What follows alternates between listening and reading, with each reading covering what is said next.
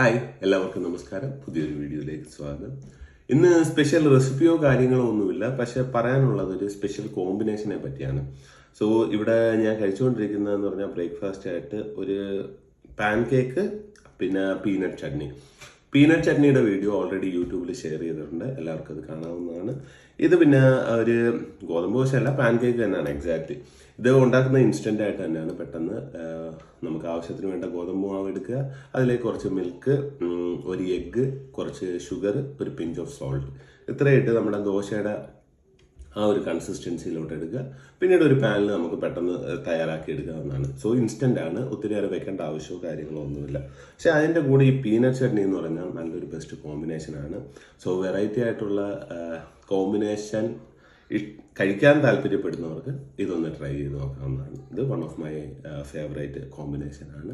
So എല്ലാവരും ഒന്ന് try ചെയ്ത് നോക്കുക. Thank you so much for